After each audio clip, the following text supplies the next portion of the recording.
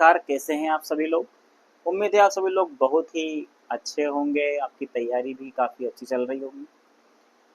तो आज के इस वीडियो में हम पढ़ने वाले हैं कैपेसिटर के कुछ पद रह गए हैं, जिसमें हम धारा, वोल्टेज और किसी कैपेसिटर को हम कैसे पता लगाएंगे कि वो सही है या खराब।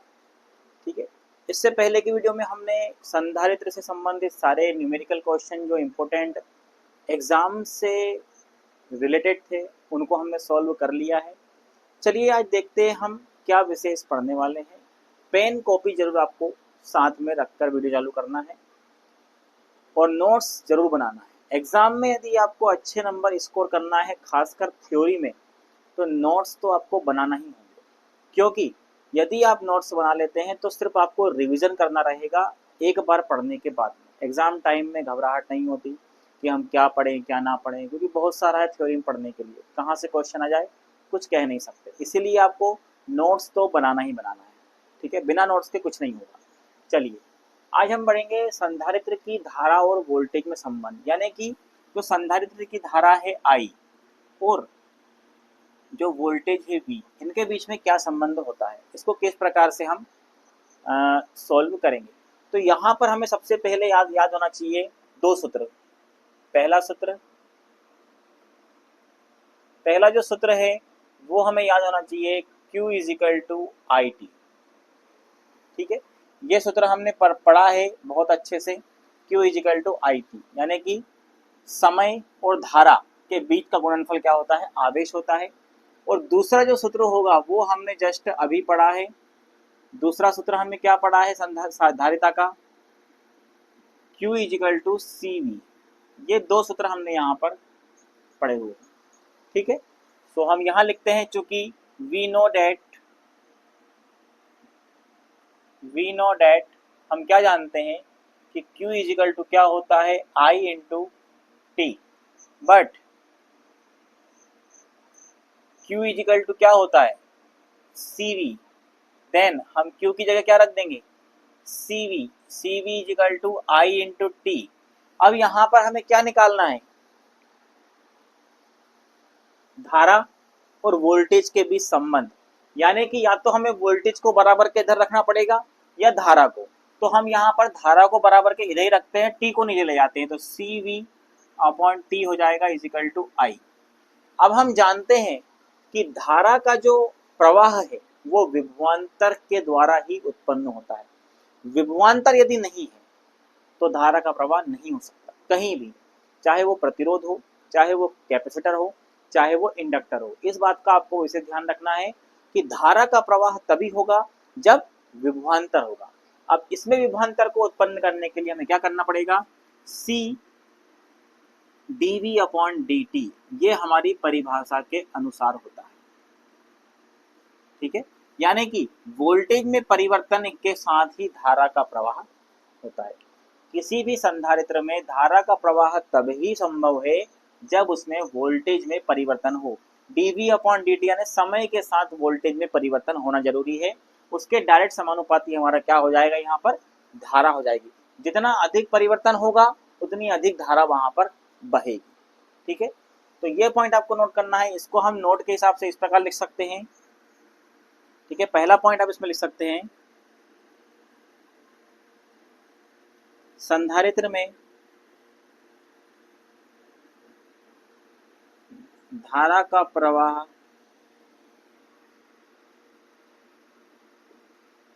तभी संभव होता है जब उसमें विभवांतर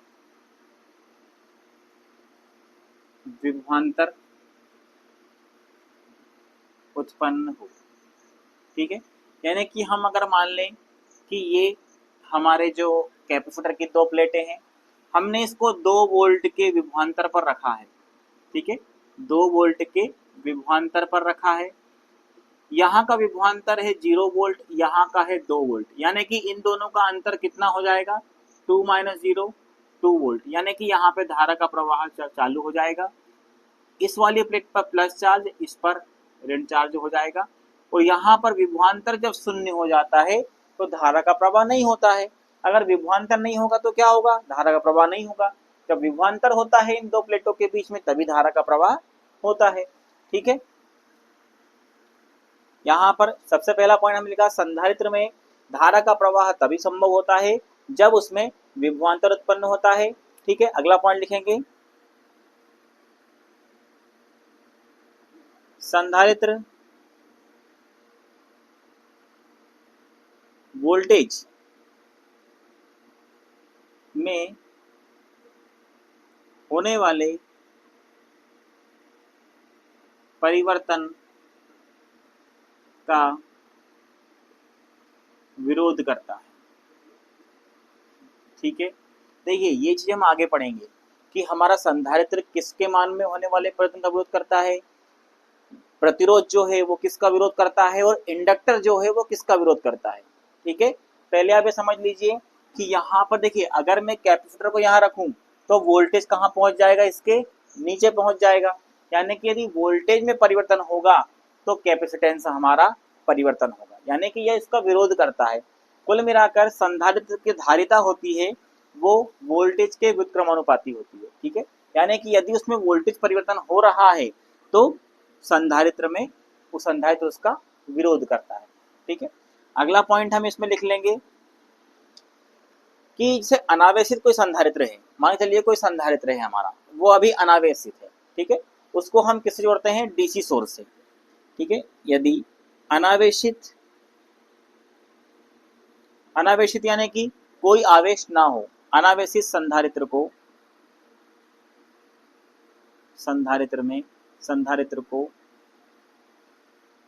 डीसी धारा देने पर, कोई भी हमारा संधारित्र है उसको हम धारा कौन सी दे रहे हैं, डीसी धारा देने पर वह शुरुआत में या प्रारंभ में शॉर्ट सर्किट की भांति व्यवहार करता है। क्यों होता है ऐसा, क्योंकि धारा अचानक से आगे बढ़ती है। ठीक है, देखिए यदि यहाँ पर इस संधारित्र में मैंने डीसी सोर्स लगाया तो डीसी धारा कैसी होती है, डायरेक्ट करंट है ना, जिसका मान और दिशा परिवर्तित नहीं होता है। ऐसा नहीं है कि एसी में क्या एसी की तरह ये पहले ऊपर जा रही है, नीचे जा रही है, फिर ऊपर, यानी कि परिवर्तित नहीं होती। जैसे ही हम स्विच को ऑन करते हैं तो धारा क्या होती है, एकदम से भगती है, और एकदम से जब यहाँ से चलती है तो इन दोनों प्लेटों के बीच में से गुजरती है, जिससे ये दोनों प्लेटें क्या होती है, शुरुआत में शॉर्ट सर्किट होती है। क्यों होती, क्योंकि यहाँ पर क्या होता है, विभवांतर शून्य हो जाता है। यानी कि यहाँ पर लिख सकते हैं, तथा प्रतिरोध 0 ओम होता है। क्या होता है, प्रतिरोध 0 ओम। क्यों, क्योंकि धारा एकदम से यहां से बढ़ी, इन दोनों प्लेटों में से गुजरी। ठीक है, इन दोनों प्लेटों में से जैसे ही गुजरी तो दोनों प्लेटें आपस में क्या हो जाएंगी, शॉर्ट सर्किट हो जाएंगी, यानी किसी प्रकार का कोई यहाँ पर विभवांतर नहीं रहेगा। लेकिन कुछ समय पश्चात क्या होता है, जब पूर्णतः यह आवेश हो जाता है, यानी कि इसके जो प्लेट हैं वो पूरी तरह से सेचुरेट हो जाती है। ठीक है, ठीक है, पूर्णतः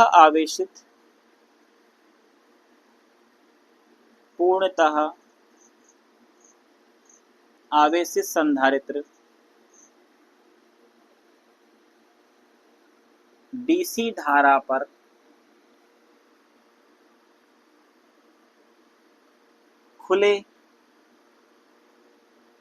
खुले स्विच की तरह या भांति व्यवहार करता है, तथा प्रतिरोध का मान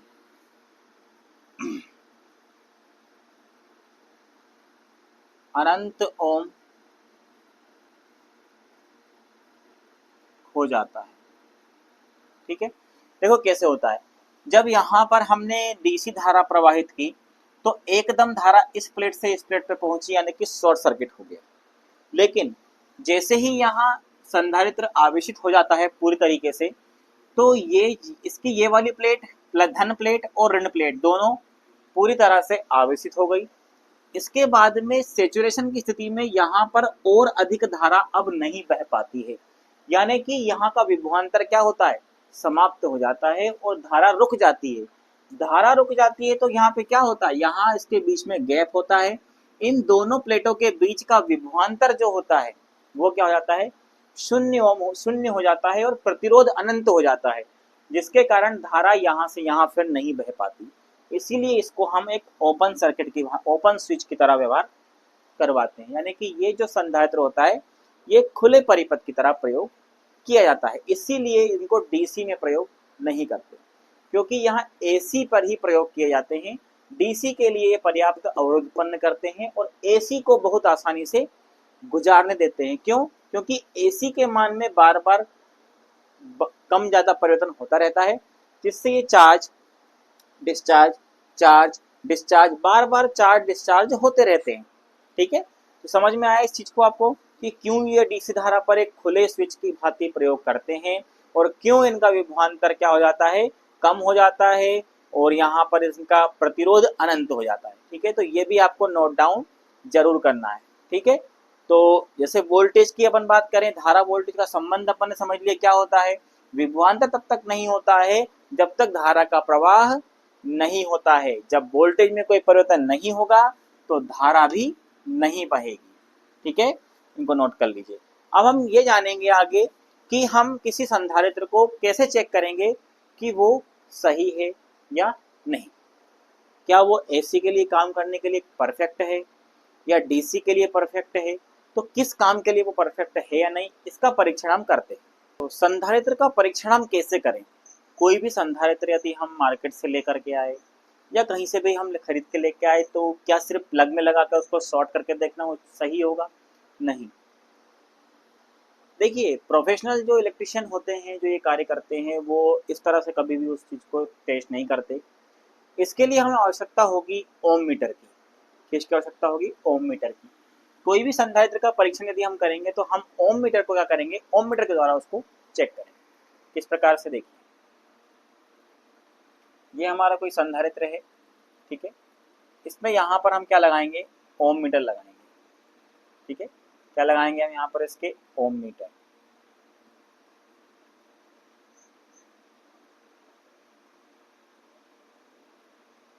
ठीक है, इस प्रकार से। तो यहाँ पे जब हम इसमें ओम मीटर जोड़ेंगे तो हमारा जो कैपेसिटर होना चाहिए वो क्या दर्शाना चाहिए। ठीक है, क्या वो 0 ओम दर्शाना चाहिए? 0 इस साइड होता है, इसमें अनंत इस तरफ होता है। देखिए, ये वाला क्वेश्चन भी यहाँ पर आता है कई बार एग्जाम में कि जो ओम मीटर होता है उसमें 0 किस तरफ होता है या अनंत किस तरफ होता है। तो याद रखना, अनंत जो होता है वो होता है हमारा किस तरफ, दाहिनी तरफ, और 0 होता है किस तरफ, बाईनी तरफ। ठीक है, इस तरफ। तो ये तीर का निशान मैंने ऐसे बना दिया है, वैसे 0 पे होगा अगर होगा तो। ठीक है, यहाँ पर इसको स्टार्ट कैसे करेंगे हम, यहाँ से इसको स्टार्ट करेंगे इस 0 से। ठीक है, तो सबसे पहला पॉइंट तो कि इसमें ये लिख सकते हैं हम कि सबसे पहला पॉइंट अब लिखेगा, संधारित्र के परीक्षण के लिए हम ओम मीटर का प्रयोग करते हैं। ठीक है, दूसरा, जब भी आप मार्केट से या आपके पास कोई पुराना संधारित्र पड़ा है, उसको सबसे पहले आप क्या करेंगे, उसको अनावेशित करेंगे। यानी कि यदि उसमें कोई चार्ज इकट्ठा हो गया है तो आप दोनों तारों को आपस में जोड़ के शॉर्ट सर्किट करके उसके आवेश को निरस्त कर देंगे। ठीक है, तो अगला पॉइंट लिखिएगा, परीक्षण से पूर्व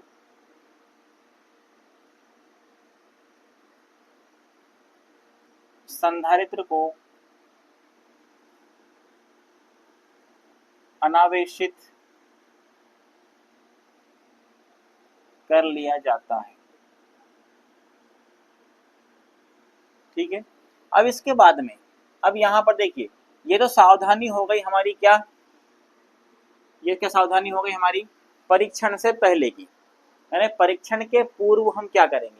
अब आता है हमारा परीक्षण के बाद हमें क्या क्या पॉइंट निकल करके आएंगे, क्या क्या पॉइंट निकल के आ सकते हैं। यदि,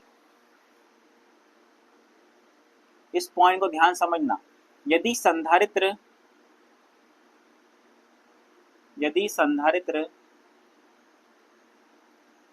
प्रारंभ में शून्य प्रतिरोध, ठीक है, ओम मीटर है, तो यदि प्रारंभ में कोई भी संधारित्र शून्य प्रतिरोध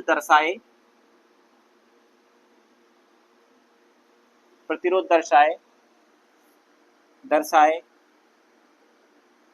देखिए, जैसे ही हम संधारित्र को किसी भी ओम मीटर में लगाएंगे, तो यदि वहां संधारित्र मीटर के द्वारा यदि प्रारंभ में 0 ओम दर्शाए तथा कुछ समय बाद, ऐसा भी लिख सकते हैं, दर्शाए तथा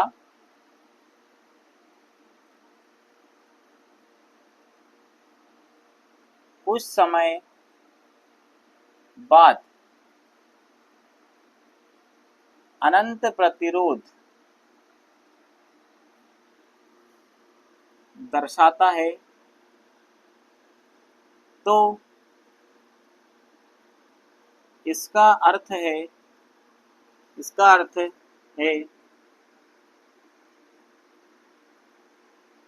संधारित्र ओके है।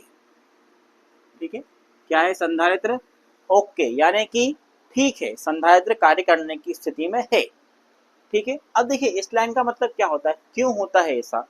इससे जस्ट पहले यदि हम जाएंगे तो हमने इससे पहले धारा और वोल्टेज के बीच में संबंध में हमने एक पॉइंट लिखा था कि यदि किसी संधारित्र को डीसी सप्लाई से जोड़ा जाता है तो वहां एक शॉर्ट सर्किट स्विच की भांति व्यवहार करता है, लेकिन पूर्णतः अवशोषित होने के बाद में वो एक खुला परिपथ होता है। यानी कि यहाँ पर शून्य प्रतिरोध का मतलब ये हो गया कि जैसे ही, अब यहाँ पर ओम मीटर क्या होता है, ओम मीटर को हमेशा बंद सप्लाई में प्रयोग करते हैं। संधारित्र को हम यदि किसी परिपथ में लगा है, उस परिपथ से निकाल के ओम मीटर में लगाएंगे तो ओम मीटर के अंदर क्या होता है, बैटरी होती है, क्या होती है, सेल लगे होते हैं जो कि डीसी धारा जनरेट करते हैं। कौन धारा, डीसी धारा।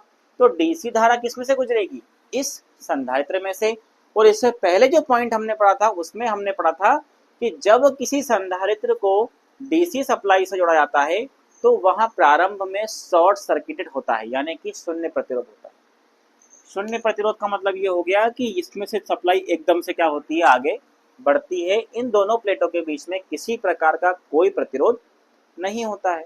ठीक है, लेकिन कुछ समय बाद अनंत प्रतिरोध, कुछ समय बाद का मतलब जब पोल ये सैचुरेट हो जाएंगे, यानी कि ये जो प्लेटें हैं ये संतृप्त हो जाएंगी, तो धारा का आदान प्रदान यहाँ पर बंद हो जाएगा, विभवांतर भी शून्य हो जाएगा और वहां एक ओपन सर्किट की तरह व्यवहार करेगा, यानी कि अनंत प्रतिरोध दर्शाएगा। इसका मतलब हम ये समझ गए कि हमारा जो संधारित्र है वो ओके कंडीशन में बिल्कुल सही कार्य कर रहा है। ठीक है, दूसरी कंडीशन क्या होगी, यदि संधारित्र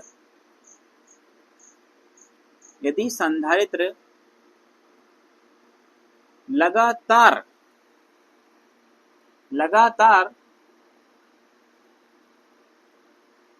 शून्य प्रतिरोध दर्शाता है, तो इसका अर्थ क्या होगा, आप बताइए। इसका अर्थ है कि संधारित्र, बताइए क्या है, संधारित्र शॉर्ट सर्किटेड है, शॉर्ट सर्किट है। क्यों है?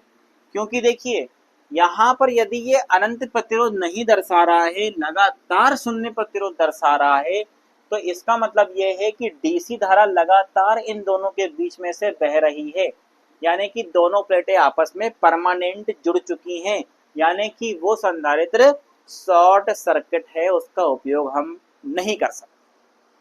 ठीक है, समझ में आया? अगला पॉइंट है, इसमें एक और निष्कर्ष निकल के आता है, वो ये है कि यदि संधारित्र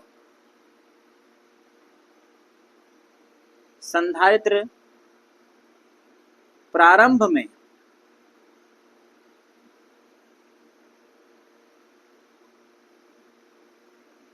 में शून्य ओम तथा कुछ समय पश्चात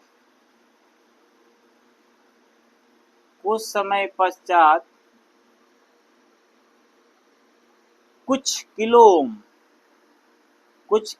ओम प्रतिरोध दर्शाए तो इसका अर्थ है कि संधारित्र में लीकेज है। क्या है? लीकेज है। तो ये तीन, अब देखो यहाँ पर ये लीकेज का मतलब क्या हो गया, इन दोनों का मतलब तो आप समझ गए। ये लीकेज का मतलब यहाँ पर जो भी परावैद्युत पदार्थ भरा हुआ है ना, उसके अंदर भी क्या हो रहा है, कुछ कुछ धारा का प्रवाह हो रहा है। क्योंकि हमने पहले ही पढ़ा है, कोई भी डाई इलेक्ट्रिक या कुचालक एक आदर्श कुचालक नहीं होता, उसमें अपना स्वयं का कुछ ना कुछ प्रतिरोध तो होता ही होता है। तो इसमें भी इसका कुछ प्रतिरोध होगा जिसमें से धारा का प्रवाह हो सकता है, उसको हम बोलेंगे यदि, क्योंकि प्रतिरोध होगा तो कुछ किलो ओम प्रतिरोध वो दर्शाएगा। यहाँ पर कुछ ना कुछ प्रतिरोध अगर दर्शाता है तो इसका मतलब हम ये कह सकते हैं कि ये जो संधारित्र है वो क्या है, इसमें रिसाव हो रहा है कुछ किलो ओम। देखिए शुरुआत में तो वो शून्य ओम दर्शाएगा, कोई दिक्कत नहीं है, वहां तक सही है। लेकिन थोड़ी देर बाद यदि वो अनंत ओम ना दर्शा के कुछ किलो ओम दर्शाए, सुई हमारी डायरेक्ट यहाँ पर ना आए और यहीं पर आकर कहीं रुक जाए, ठीक है, यहाँ पर कहीं पर आकर के यदि हमारी सुई जो है रुक जाती है, तो इसका मतलब हम ये कह सकते हैं कि भैया हमारा जो संधारित्र है वो थोड़ा लीकेज कर रहा है, उसमें कुछ प्रतिरोध और होए। अनंत प्रतिरोध दर्शाना चाहिए लेकिन कितना दर्शाता है, कुछ किलो ओम यदि दर्शाए तो इसका अर्थ है संधारित्र में लीकेज है, रिसाव है, उसका भी उपयोग हम नहीं कर सकते। सिर्फ एक यही कंडीशन ऐसी है जिसमें कि हम संधारित्र का उपयोग कर सकते हैं। समझ गए आप? तो ये चीज हम पहले भी पढ़ चुके हैं इसके पहले वाले पॉइंट में, जो हमने पढ़ा था धारा वोल्ट के भी संबंध में। ठीक है, तो इसको अच्छे से आप नोट कर लीजिए। इसके बाद में सब हेडिंग डालेंगे, आरसी श्रेणी परिपथ का आवेशन व टाइम कांस्टेंट क्या होता है। देखिए आरसी परिपथ का मतलब यहाँ पर क्या हो गया कि कोई भी आरसी परिपथ है वो श्रेणी में है, यानी कि यहाँ पर कोई रेजिस्टेंस रहा होगा। देखिए इस प्रकार से चित्र बनाएंगे हम, ये हमारा क्या हो गया, आरसी परिपथ हो गया। यहाँ पर कोई हमारा यहाँ पर एक स्विच लगा हुआ है, ठीक है, और इसको हमने बैटरी के माध्यम से यहाँ पर जोड़ा हुआ है। ठीक है, चित्र बना लीजिए। चलिए ये स्विच हो गया, ये हमारी बैटरी हो गई, ये हमारा रेजिस्टेंस हो गया और ये कैपेसिटर हो गया। ठीक है, तो आरसी श्रेणी परिपथ का आवेशन का मतलब ये है कि यहाँ पर हम किसी भी आरसी परिपथ है जिसमें एक प्रतिरोध है और एक कैपेसिटर है, उसका हम आवेशन किस प्रकार से करेंगे, किस तरह से टाइम कांस्टेंट के द्वारा उसका आवेशन कितने समय में किया जाता है। ठीक है, तो यहाँ पर देखिए सबसे पहले हेडिंग हम यहाँ पर ये डालेंगे कि श्रेणी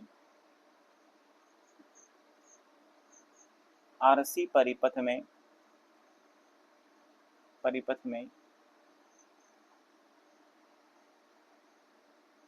संधारित्र की प्लेट पर विभवांतर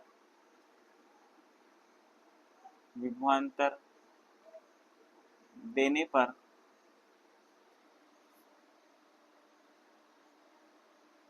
संधारित्र की प्लेटों पर वोल्टेज चरघातांकी रूप से बढ़ता है। चरघातांकी रूप से बढ़ता है। ठीक है, किस प्रकार से? चलिए यहाँ पर हम एक कर्व बनाते हैं। ठीक है, ये हमारा समय का अक्ष हो गया, ये हमारा वोल्टेज का हो गया।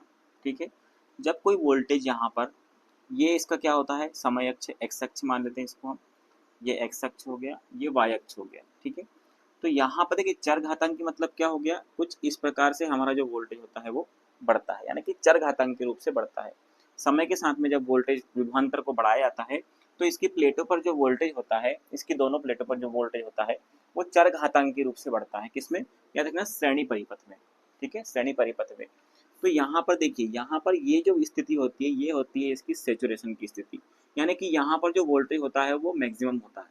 ठीक है, और यहाँ पर देखिए, अब बात आती है यहाँ पर टाइम कांस्टेंट की। तो टाइम कांस्टेंट का मतलब ये होता है कि यहाँ से जो हमारा वोल्टेज जो मुड़ना स्टार्ट होता है, ठीक है, ये इसका क्या होता है यहाँ पर 0.632, ये टाइम कांस्टेंट का कितना गुना यहाँ पर बढ़ रहा है। ठीक है, तो यहाँ पर लगभग टाइम कांस्टेंट होता है हमारा 5 गुना। इसको लैम्बडा से हम यहाँ पर डिनोट करते हैं। ठीक है, किससे डिनोट करते हैं? लैम्बडा से। तो यहाँ पर जो वोल्टेज हमारा बढ़ रहा है, जो कैपेसिटर का वोल्टेज है, वो चरघातांकी रूप से बढ़ता है और उसी के हिसाब से यहाँ पर नीचे भी आ जाता है इस प्रकार से। ठीक है, घटता भी उसी उसी हिसाब से है। तो यहाँ पर हम अगर चाहें तो लिख सकते हैं कि जिस समय पर प्लेटों का वोल्टेज अपने उच्चतम मान कौन सा? वी मैक्सिमम का 0.632 गुना हो जाता है, वह उस परिपथ का टाइम कांस्टेंट। ठीक है, टाइम कांस्टेंट को हम लैम्बडा से डिनोट करते हैं। किससे? लैम्बडा टाइम कांस्टेंट कहलाता है। ठीक है, दूसरा पॉइंट लिख सकते हैं आप, टाइम कांस्टेंट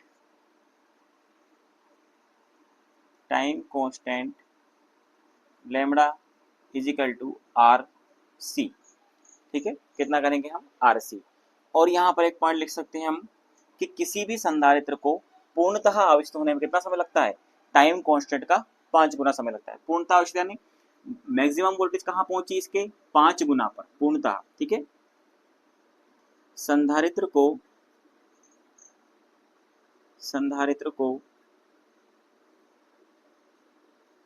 पूर्णतः, याद रखिएगा ये श्रेणी परिपथ है ना, कौन सा? आरसी श्रेणी परिपथ, ये माइंड में चलना चाहिए हमारे। संधारित्र को पूर्णतः आवेशित होने में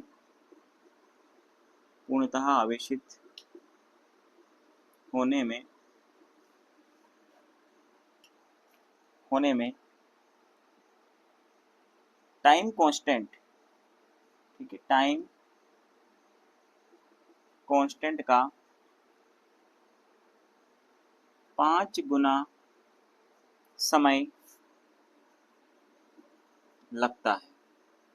ठीक है, यहाँ पे लिख सकते हैं अगला पॉइंट हम कि टाइम कांस्टेंट का मात्रक क्या होता है? टाइम कांस्टेंट का मात्रक क्या होता है? सेकंड। ठीक है, टाइम कांस्टेंट का मात्रक होता है सेकंड। यहाँ पे जो आप इस स्विच को जब ऑन करते हैं ना, उस टाइम पर जब यहाँ पर आवेश चलना स्टार्ट होते हैं, तो यहाँ से जब रजिस्टेंस यदि बीच में लगा हुआ है तो इस संधारित्र को पूर्णतः आवेश होने में कितना समय लगेगा? टाइम कांस्टेंट का 5 गुना। ठीक है। तो यहाँ पर दो परिभाषा याद याद रखनी है आपको कि टाइम कांस्टेंट क्या होता है और संधारित्र को पूर्णतः आयुष होने में टाइम कांस्टेंट का कितना गुना समय लगता है। और श्रेणी परिपथ में आरसी है ना, संधारित्र की प्लेट पर विभवांतर देने पर संधारित्र की प्लेटों पर वोल्टेज कैसा होता है, चरघातांकी रूप से बढ़ता है। ये इसका मैक्सिमम होता है, जिस मैक्सिमम पर ये पहुंचता है उसको हम टाइम कांस्टेंट ही कहते हैं। ठीक है, ये इसका मैक्सिमम वाला पार्ट हो गया, यानी कि यहाँ पर वोल्टेज क्या हो गई, मैक्सिमम हो गई, यानी कि ये इसकी स्थिति कौन सी हो गई, सेचुरेशन की स्थिति हो गई। ठीक है, संतृप्त अवस्था, सेचुरेशन। ठीक है, चलिए इसको नोट डाउन कर लीजिए अच्छे से। अब इससे संबंधित हम कुछ न्यूमेरिकल क्वेश्चन करते हैं, जिससे ये हमें और अच्छे से समझ में आ जाएगा। क्वेश्चन को अच्छे से पढ़ लीजिए आप एक बार। ठीक है, एक परिपथ में 10 किलो ओम प्रतिरोध के साथ 10 माइक्रोफेरेड का संधारित्र जुड़ा है, तो इस परिपथ का टाइम कांस्टेंट क्या होगा। ठीक है, ये हमें ध्यान से देखना होगा कि हमें जो ये यूनिट्स दी गई है, सबसे पहले हम क्या ध्यान रखेंगे कि ये जो हमें यूनिट्स दी गई है ये यूनिट्स एसआई हो। ठीक है, जैसे ये हमारा किलो ओम है तो हम इसको ओम में चेंज करना है, ये माइक्रोफेरेड है यानी कि ये एसआई यूनिट ही है। ठीक है, तो टाइम जो कांस्टेंट होता है, हम जानते हैं कि जो टाइम कांस्टेंट होता है उसका सूत्र क्या होता है, lambda is equal to R C. ठीक है, अब आप ये देखिए यहाँ पर हमें दिया क्या क्या है, क्या आर दिया है, बिल्कुल दिया है, कितना दिया है, 10 किलो ओम दिया है। इसको यदि हम ओम में चेंज करेंगे तो किलो का मतलब होता है 1000, यानी कि हम जब इसमें 1000 से डिवाइड कर सॉरी इंटू करेंगे तो ये ओम में चेंज आएगा, यानी कि 10 इंटू 1000 ओम।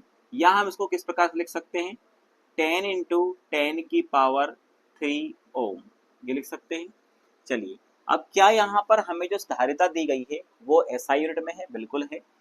यहाँ पे धारिता यानी कैपेसिटेंस कितना दिया हुआ है यहाँ पर, 10 माइक्रोफेरेड। ठीक है, माइक्रोफेरेड को आप किस प्रकार लिख सकते हैं, 10 इंटू 10 की पावर -6 फेरेड भी लिख सकते हैं।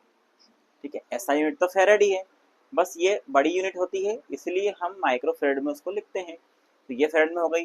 ठीक है, अब हमारा जो आंसर आएगा वो कितना आएगा, सेकंड में आएगा। किस में आएगा, सेकंड में, क्योंकि हम जानते हैं कि टाइम कांस्टेंट का जो मात्रक होता है वो क्या होता है, सेकंड होता है। ठीक है, तो इस सूत्र में हम मान रखेंगे तो क्या आएगा, आर का मान कितना निकल के आया हमारा, 10 इंटू 10 की पावर 3 इंटू सी का मान कितना है, 10 इंटू 10 की पावर -6, और यहाँ पर हम लगा देंगे सेकेंड। ठीक है, अब वहाँ पर हम ऐसा यूनिट नहीं रखेंगे। ठीक है, तो यहाँ पर देखिए ये 10 इंटू 10 ये कितना हो गया हमारा, 100 हो गया, इंटू अब यहाँ पे आधार समान है तो घातें क्या हो जाएंगी, जुड़ जाएंगी, यानी कि माइनस का 6 और प्लस का 3 जुड़ेगा तो कितना बचेगा, माइनस का 3 बचेगा, यानी कि 10 की पावर -3 सेकेंड हो गया। इसको ऐसा भी लिख सकते हैं हम यहाँ पर कि 10 इंटू 10 की पावर 3 -1, यानी कि कितना बचेगा यहाँ पर, 100 था यहाँ पर, तो -3 में से यहाँ पर कितना एक और चला जाएगा तो कितना बचेगा यहाँ पर, 2 बचेगा। ठीक है, माइनस का 2 सेकेंड में लिख सकते हैं आप इसको। और भी सोल्व करना, आपको ऑप्शन में किस प्रकार से दिया हुआ है आप वो देख सकते हैं। ठीक है, आपको ऑप्शन में अगर और भी दिया है तो ये क्या हो जाएगा, यहाँ पर 2 में से गया तो 10 की पावर -1 बचेगा सेकेंड, और भी ऐसा नहीं दिया है तो 1/10 सेकेंड, और भी निकालना है तो 0.1 सेकेंड। ठीक है, इतने प्रकार कोई भी आपको ऑप्शन मिल जाए यदि तो आपको ये सारे ऑप्शन आपके सही होंगे। ठीक है, बस आपको सॉल्यूशन करना आना चाहिए कि ये -3 दिया है, यानी कि ये बटे में क्या है, 1000 है, तो यहाँ पर ये एक जीरो और हमने यहाँ से कम कर दी तो यहाँ से क्या हो गया, -2 हो गया, क्योंकि 100 को यदि आप सॉल्व करेंगे तो एक कुछ इस प्रकार का निकलेगा, 10 की पावर 2 इंटू 10 की पावर -3, तो 10 की पावर 2 यानी -3 ये जुड़ेगा तो क्या बचेगा, 10 की पावर -1, यानी लास्ट में हमारा क्या बचेगा, यही बचेगा। ठीक है, तो मैंने स्टेप बाय स्टेप किया है, तो ये सब चीजें आपको छोटी छोटी चीजें हैं, ये आपको एग्जाम में ध्यान रखना है। ठीक है, चलिए यहाँ पर कुछ संधारित्रों के बारे में बताया गया है कि परावैद्युत माध्यम यदि यहाँ पर जो हो तो परावैद्युत के आधार पर हम कितने प्रकार के संधारित्रों को प्रयोग करेंगे। तो सबसे पहला आप इस प्रकार की सारणी बना लीजिए पूरी। ठीक है, पहला है हमारा वायु संधारित्र। वायु संधारित्र हमने शुरू में ही पढ़ चुके हैं कि एक परिवर्तनीय वेरिएबल संधारित्र होता है। ठीक है, इसकी धारिता को हम परिवर्तित कर सकते हैं। ठीक है, ध्यान रखना है, परिवर्तित संधारित्र होता है। परावैद्युत जो माध्यम होता है यानी कि दो प्लेटों के बीच में जो माध्यम होता है वो हवा होता है यानी वायु होती है। दीर्घ जीवन काल होता है। इसका उपयोग रेडियो में ट्यून्ड परिपथ, अब हम ट्यून्ड परिपथ हमारा जहाँ पे नाम आ जाए वहां पर ट्यून्ड परिपथ कैसा होता है, इस प्रकार का, जिसमें इस प्रकार का एक परिपथ होता है, इसको हम क्या बोलेंगे, ट्यून्ड परिपथ। ठीक है, एलसी परिपथ को हम क्या बोलते हैं, ट्यून्ड परिपथ। जहां पर एक क्या हो, इंडक्टर हो और एक कैपेसिटर इस प्रकार से लगा हुआ हो, उसको हम ट्यून्ड परिपथ बोलते हैं। उच्च आवृत्ति परिपथों में जो हाई फ्रिक्वेंसी की जो परिपथ होते हैं, यहाँ पे हाई फ्रिक्वेंसी की हमें आवश्यकता होती है रेडियो में, वहां पर हम इस संधारित्र का प्रयोग करते हैं। दूसरा है हमारा पेपर संधारित्र। पेपर यानी कि दो प्लेटों के बीच क्या, पेपर का उपयोग करेंगे हम, कागज का, मोम। आपने घर में जो पंखे में जो संधारित्र लगा है उसमें आपने देखा होगा मोम भरी होती है, यह संसेचित कागज होता है। ठीक है, वो वहां पर परावैद्युत माध्यम का कार्य करता है। विशेषता क्या है, उच्च वोल्टेज पर भी इसका उपयोग कर सकते हैं। उच्च धारा प्रवर्धक, जो हमारे एम्पलीफायर्स होते हैं, जो बहुत ज्यादा धारा एम्पलीफाई करते हैं, जो आवाज को एम्पलीफाई करते हैं, वहां पर इसका प्रयोग करते हैं। सस्ते भी होते हैं। फिल्टर परिपथों में उपयोग, फिल्टर परिपथ यानी रेक्टिफायर के द्वारा जो हमारी एसी को डीसी में चेंज करते हैं, उसमें जो कुछ पल्सेंटिंग एसी आ जाती है उसको ये बाईपास कर देता है। ठीक है, वहां पर इसका प्रयोग करते हैं। तीसरा है हमारा माइका यानी कि अभ्रक वाला, तो माइका संधारित्र है, इसमें परावैद्युत माध्यम होता है हमारा अभ्रक, इसमें होती है स्थिर धारिता। देखिए, माइका संधारित्र और वायु संधारित्र दोनों में क्या अंतर है, पहला ये परिवर्तनीय है और ये स्थिर है, यानी कि इसकी धारिता को हम चेंज नहीं कर सकते हैं। ये भी हाई फ्रिक्वेंसी पर उपयोग होते हैं और विश्वसनीय होते हैं, की विशेषता है। उपयोग, बाईपास कैपेसिटर, जो बाईपास कैपेसिटर हम आगे एम्पलीफायर वगैरह पढ़ेंगे ना, उसमें हम बताएंगे आपको कि यहाँ पर बाईपास कैपेसिटर किस प्रकार से लगाया जाता है और क्यों लगाया जाता है। ठीक है, चौथा है हमारा सिरामिक। सिरामिक इसमें माध्यम होता है परावैद्युत, छोटा आकार होता है लेकिन हाई फ्रिक्वेंसी पर उपयोग होता है। रेडियो, टीवी, कंप्यूटर में इसका उपयोग किया जाता है। इलेक्ट्रोलाइटिक, देखिए इलेक्ट्रोलाइटिक यानी कि इसमें क्या होता है, विलयन भरा होता है, इसमें लिक्विड भरा होता है, ऑयल वगैरह जो भी विद्युत अपघट्य है, हम NH4Cl कर सकते हैं, जो भी हमारा विद्युत अपघट्य है उसको हम इसमें उपयोग करते हैं। तो ये हाई फ्रिक्वेंसी पर उपयोग होते हैं, ध्रुवीकृत होते हैं, एसी में उपयोग नहीं किए जाते। ठीक है, क्योंकि एसी में इनका विध्रुवीकरण हो सकता है। टेंटालम, टेंटालम एक विशेष प्रकार का है, ये भी IMP है, एक बार एग्जाम में ये आ चुका है। तो टेंटालम जो है पदार्थ होता है, उसमें माध्यम होता है टेंटालम, ये स्थिर होता है, इसकी धारिता भी स्थिर होती है, छोटे आकार का होता है। अगला है प्लास्टिक फिल्म। तो प्लास्टिक, इसमें क्या होता है, परावैद्युत माध्यम होता है और स्थिरता होती है और ये इसका जीवन काल भी उच्च होता है। तो ये कुछ महत्वपूर्ण है, देखिए सब तो आपने पढ़ नहीं सकते, कुछ महत्वपूर्ण है, जैसे वायु है, पेपर है, माइका है, सिरामिक है और इलेक्ट्रोलाइटिक है, टेंटालम है, ये अधिकतर एग्जाम में पूछे जाते हैं। तो इनका उपयोग, और इनमें अधिकतर आता है ये वाला कि जैसे हमारा इलेक्ट्रोलाइटिक है, तो इलेक्ट्रोलाइटिक संधारित्र में किस परावैद्युत माध्यम का उपयोग किया जाता है, तो विद्युत अपघट्य, जो अपघट्य होता है, विलयन होता है ना, उसका प्रयोग करते हैं। बस हमें ये महत्वपूर्ण याद रखना है। ठीक है।